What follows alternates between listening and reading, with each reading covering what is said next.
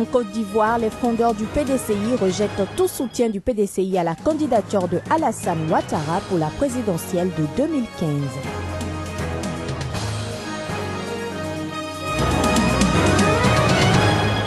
Les populations du Lesotho sont appelées aux urnes ce samedi. Il s'agit du scrutin des législatives anticipées.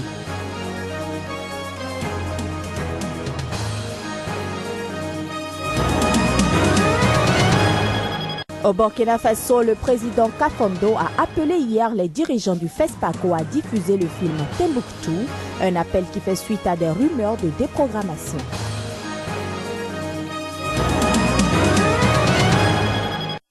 Nouveau rendez-vous de l'information sur Sika. Bienvenue à toutes et à tous. Des cadres du plus grand parti allié au pouvoir en Côte d'Ivoire, dont l'ex-premier ministre Charles Konan Banny, se sont fait entendre. Ils ont rejeté jeudi l'appel de leur chef Henri Konan Bédié à soutenir le président Alassane Ouattara pour la présidentielle de 2015. Les consignes du Parti démocratique de Côte d'Ivoire, PDCI, allié du président Alassane Ouattara, ont donc été balayées du revers de 4 de ses membres influents. Les intéressés ont également refusé la candidature unique du chef de l'État sortant pour la présidentielle d'octobre. L'ex-premier ministre Charles Konan Banny, l'ancien ministre des Affaires étrangères Amara Essi, l'ex-vice-président de l'Assemblée nationale Jérôme Kablambro et le député Bertin Kouadio Konan sont surnommés les frondeurs du PDCI. Les uns comme les autres se verraient bien représenter le PDCI à la prochaine présidentielle. Tout ça tourne autour d'un seul individu, Alassane Dramane Ouattara. C'est avec son nom qu'on détruit l'œuvre du fouet, l'œuvre politique, le PDCI-RDA. Comment se sent-il, lui, qui prétend être un enfant du fouet, quand à chaque fois son nom est au centre de ce qui divise et détruit l'œuvre du père fondateur? À l'occasion d'une conférence de presse, tous ont fustigé l'appel de Daoukro, portant le nom du fief de Henri Konan Bédié. Rappelons qu'en septembre dernier, à Daoukro, Bédié avait promis à Alassane Ouattara qu'il serait le candidat unique de la majorité. L'appel, nous pensons, nous croyons que c'est un appel qui ressemble quelque part à un diktat, parce que émanant certainement de quelqu'un qui un jour est tombé dans les pratiques autocratiques. La personnalité a déjà appelé à 3 reprises depuis septembre à soutenir le chef de l'État.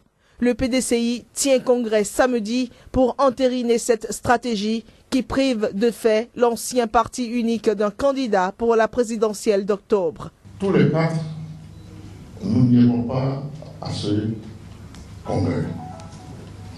Deuxièmement, nous sommes et demeurons des membres, et j'allais dire importants, du PDCI-RDA. La réussite du scrutin d'octobre 2015 est jugée primordiale pour la stabilité du pays. Outre Ouattara, l'ancien président de l'Assemblée nationale, Mamadou Koulibaly, de l'opposition, est candidat à la présidentielle. Les habitants du petit royaume d'Afrique centrale du Lesotho sont appelés aux urnes ce samedi pour des législatives anticipées. Ces élections sont censées rebattre les cartes après la tentative de coup d'État militaire du mois d'août 2014. Une médiation régionale dirigée par le puissant voisin sud-africain a permis l'organisation de ce nouveau scrutin destiné à désigner une nouvelle majorité, l'armée lésothane étant priée de se faire discrète en restant sagement dans les casernes. Dans un climat de tension exacerbé après la mort d'un passant début février dans une fusillade entre des soldats et des gardes du corps du Premier ministre Thomas Taban, l'armée avait prévu de dresser des barrages routiers dans la capitale Maseru, mais la communauté de développement d'Afrique australe lui a rapidement fait comprendre qu'il n'en était pas question. Les pays voisins du Lesotho ont pris l'engagement d'aider la police locale à assurer la sécurité pendant ces élections en déployant 475 hommes et le vice-président sud-africain sud-africain Cyril Ramaphosa a fait une affaire personnelle de l'organisation du scrutin. L'Afrique du Sud, grande puissance de la SADC, est particulièrement concernée par la stabilité de son petit voisin qui est complètement enclavé au sein de son territoire. Et si l'économie du Lesotho est très fortement tributaire de l'Afrique du Sud, cette dernière a investi des milliards de dollars dans le royaume pour alimenter en eau la région de Johannesburg. Le Lesotho, dont la vie politique est passablement agitée depuis l'indépendance, avait connu une alternance en 2012, mais le Premier ministre Thomas Thabane avait suspendu le Parlement en juin 2014 pour éviter un vote de défiance alors que sa coalition politique était en train de voler en éclats. Thomas Thabane avait ensuite destitué le chef de l'armée, le général Latali Kamoli. Celui-ci avait riposté en envoyant ses hommes le 30 août 2014 dernier pour investir les postes de police de Maseru, réputé fidèle au chef du gouvernement. Cela a donné lieu à quelques échanges de tirs qui ont fait un mort. Le Premier ministre avait pris la fuite vers l'Afrique du Sud. Au moins 17 personnes sont mortes jeudi dans 2 explosions survenues dans une gare routière de la ville de Jos, située dans le centre du Nigeria, à 250 km au nord-est de la capitale Abuja, selon des sources militaires. Le porte-parole de l'armée a refusé de donner plus de détails, mais 2 témoins ont indiqué que 2 engins explosifs ont été lancés par des assaillants à bord d'une voiture qui circulait à vive allure. Le premier engin a visé l'intérieur de la gare routière, faisant 5 morts. Le second, quelques instants après, a été lancé au milieu de vendeurs de fruits situés en face de la gare, causant la mort de 12 personnes. L'armée a mis en place des barrages de contrôle aux abords du lieu de l'attentat. Toujours au Nigeria, Muhammadu Buhari, principal rival du chef de l'État Goodluck Jonathan à l'élection présidentielle, est monté au créneau hier jeudi. Il a, au cours d'une sortie médiatique, promis de combattre les islamistes de Boko Haram qui sévissent au nord-est du pays une fois élu chef de l'État. Musulman de 72 ans d'âge, ayant déjà dirigé le Nigeria de fin 1983 à août 1985 sous une dictature militaire, l'ex-général Buhari a nié avoir été un dictateur. C'était au cours d'une intervention devant l'Institut de Relations internationales de Chatham House, basé à Londres. Le candidat à l'élection présidentielle a déclaré que les soldats nigérians n'ont pas reçu le soutien nécessaire ni les moyens pour résoudre le problème de l'insurrection islamiste. Il assure qu'une fois élu président, il fera changer les choses. C'est le meilleur candidat pour le moment au Nigeria. Il y a beaucoup de choses qui se passent au Nigeria qui sont très mauvaises pour le progrès du Nigeria et je pense que Buhari est la seule personne qui peut y arriver. Jonathan est là depuis 6 ans et rien. Aucun secteur ne fonctionne. Il y a trop de morts au Nigeria. Buhari a martelé, je cite, « Nous leur donnerons des armes modernes et des munitions. Nous améliorerons les services de renseignement. Nous serons fermes avec le terrorisme et fermes sur ces causes dans les régions concernées. » Mais ces promesses et affirmations ne sont pas du goût des amis d'en face. C'est un dictateur. Nous n'en voulons pas. Il n'est pas l'idéal pour la prochaine présidentielle nigériane. Donc on préfère rester avec Goodluck Jonathan que l'on connaît. Jonathan a fait de bonnes choses pour le Nigeria si on considère les circonstances qu'il a héritées lorsqu'il est arrivé au pouvoir.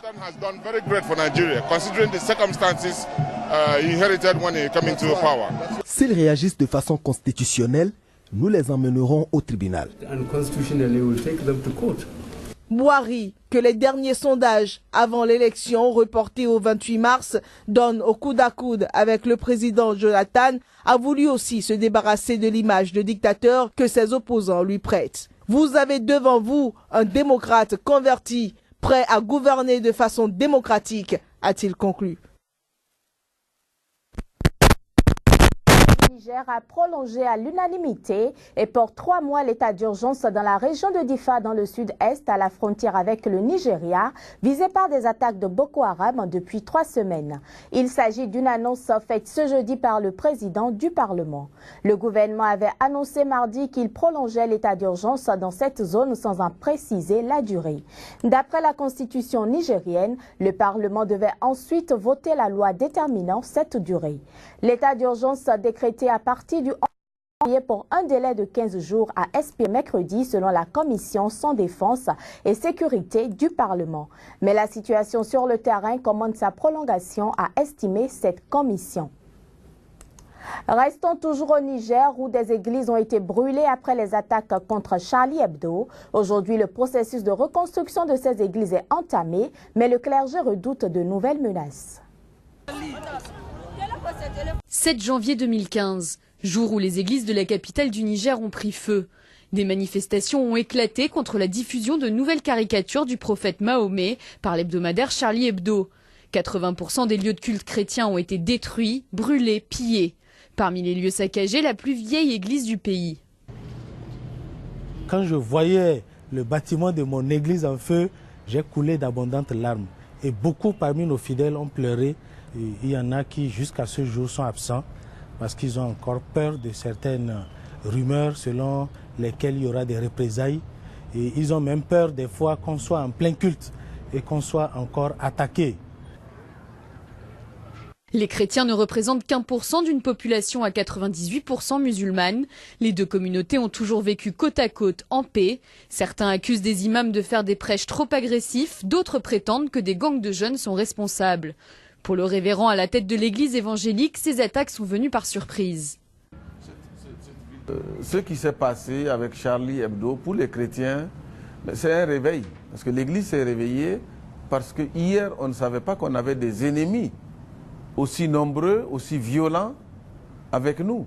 Mais maintenant, tout le monde est conscient et tout le monde maintenant prend conscience et tout le monde se prépare maintenant pour pouvoir éviter que demain ne se reproduise. Une commission a été créée par l'église évangélique pour faire un état des lieux des dégâts et pour reconstruire les lieux de culte, mais aussi les lieux interreligieux. Cette église et cette école du dimanche ont été à tel point endommagées qu'il ne reste qu'une seule solution, les démolir. C'est l'église. Il faudrait compter 200 à 300 places. Mais des cendres renaissent de nouveaux lieux de culte, les messes sont célébrées comme avant sous des structures temporaires et les fidèles sont de plus en plus nombreux le dimanche.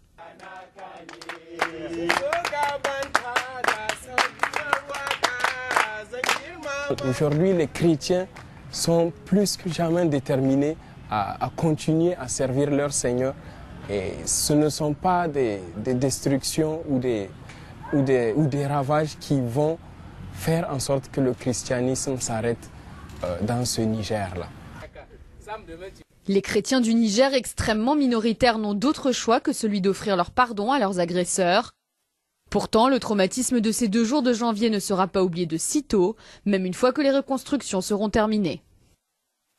Le président burkinabé Michel Kafondo a appelé jeudi les dirigeants du FESPACO, l'un des plus importants festivals du film africain qui démarre samedi à Ouagadougou, à diffuser le film franco-mauritanien Timbuktu.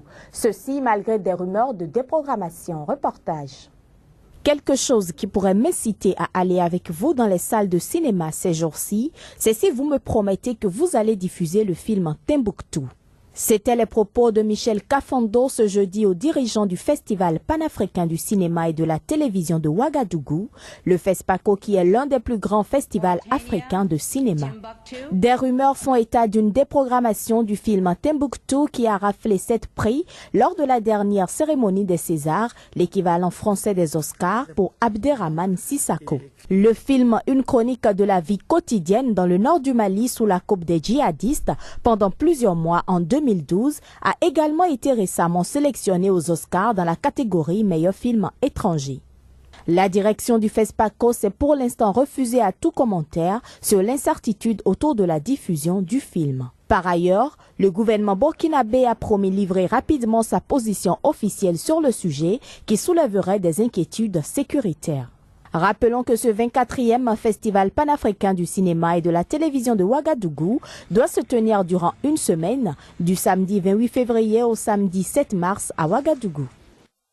Madame, Monsieur, ce sera tout pour cette édition. Merci de nous avoir suivis. Au revoir.